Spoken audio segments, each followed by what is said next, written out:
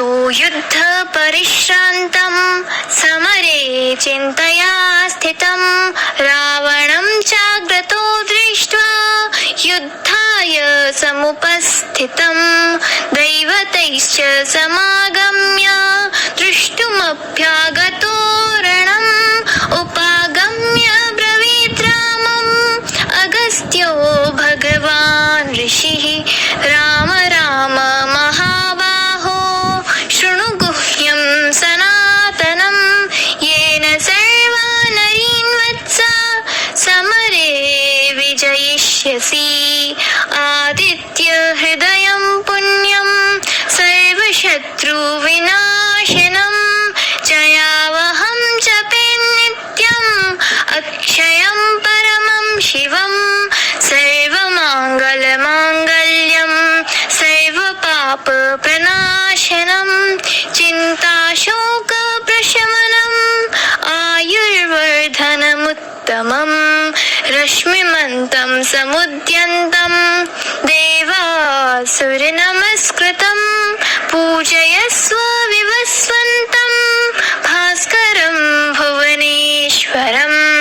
सर्वदेवात्मको ह्येष तेजस्वी रश्मिभावनः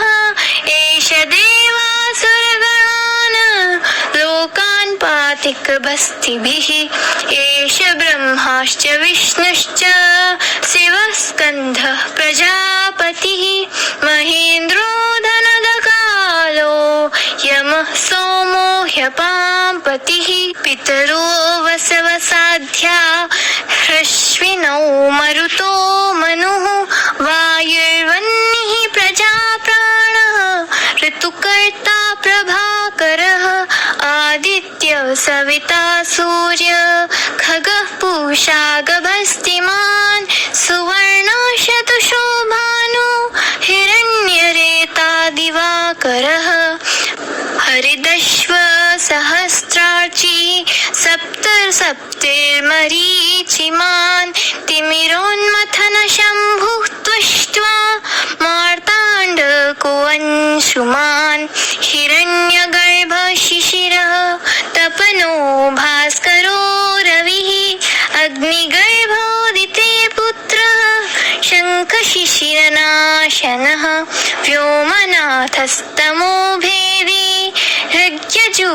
ऋग्यजुःसामपारगः धनवृष्टिरपामित्रो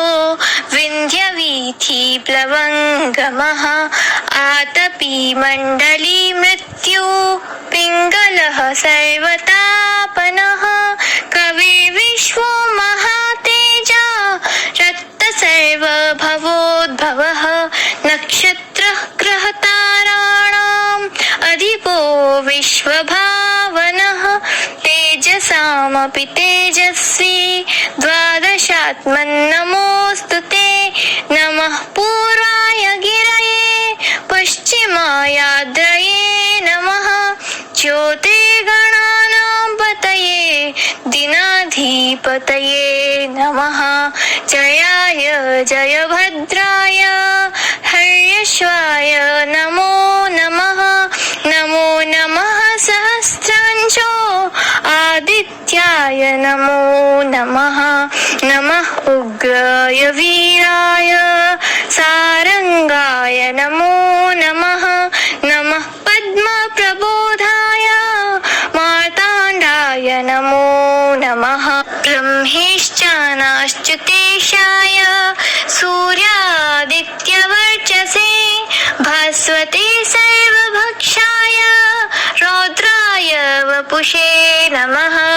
तमोघ्नाय हिमग्नाय शत्रुघ्नायात्मितात्मने कृतघ्नघ्नाय देवाय ज्योतिषां पतये नमः तप्तजामीकराभाय वह्नये विश्वकर्मणे नमस्तमोमि विघ्नाय रुचये लोकसाक्षिणे नाशयत्येष वैभूतं तदेव सृजते प्रभुः